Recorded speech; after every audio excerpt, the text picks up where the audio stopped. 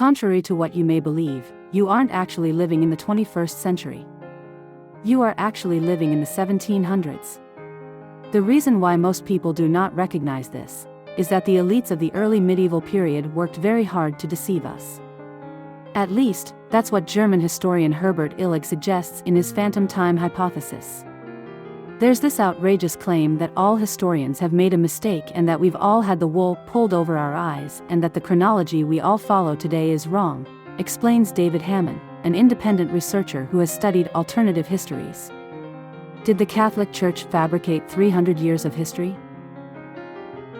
In today's episode, we will look into the phantom time hypothesis.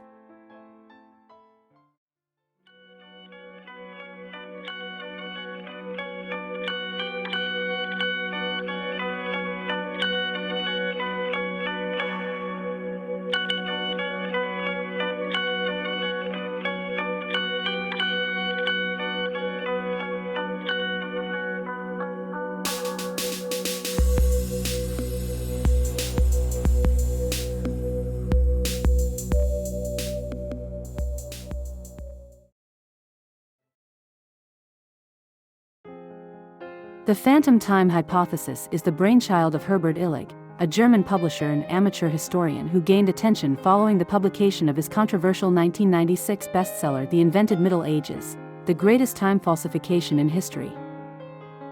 During his investigation, Illig compared the dating of the Julian calendar, implemented by Julius Caesar in 45 BC, to that of the currently used Gregorian calendar, which was introduced by Pope Gregory VIII in 1582 AD.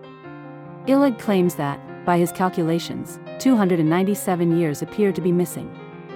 But Illig doesn't stop there. He then argues that these missing years were secretly added as part of a plan devised by Pope Sylvester II and Holy Roman Emperor Otto III. Living during the 8th century AD, these medieval elites allegedly wanted to speed up time so that their respective reigns would correspond with the year 1000, exactly 1000 years after the birth of Jesus Christ. In order to pull their plan off, Otto and Sylvester employed scribes to create and copy medieval manuscripts detailing fictitious events and individuals. Once distributed to monasteries and libraries across Europe, these manuscripts would be accepted as actual history. Illig's assertions included such famous historical figures as Charlemagne, the King of France, and the so-called founder of Europe, and Alfred the Great, the King of England who drove off the Vikings. Illig's Eurocentric version of the phantom time hypothesis exists, alongside a Russocentric one. Propagated by Moscow State University mathematics professor Anatoly Fomenko, it proposes that classical Greece, Imperial Rome, dynastic China, Pharaonic Egypt, and other ancient societies actually existed during the Middle Ages, and that civilization didn't get going until 800 AD. Fomenko's adjusted calendar creates an equally warped version of the past, one in which the New Testament was written before the Old. The Trojan War and the Crusades were the same conflict, and Genghis Khan and Attila the Hun were the same person. Do any of these claims hold up against scrutiny? In fact, there's no shortage of convincing evidence to contradict Illig's theory. First of all, the hypothesis is incredibly Eurocentric. If it were true, there would also be 300 years of missing history worldwide, which would be evident from historical documents across Africa, Asia, and the Americas. The fact that these cultures' timelines match those of Western cultures means that Illig's theory is either incorrect or, alternatively, the elites around the world somehow colluded with the Europeans to cover up the lost time. That, in any case, would be extremely unlikely. Next up is the astronomical proof. We have evidence of solar eclipses and other celestial events in documents that predate the missing time period.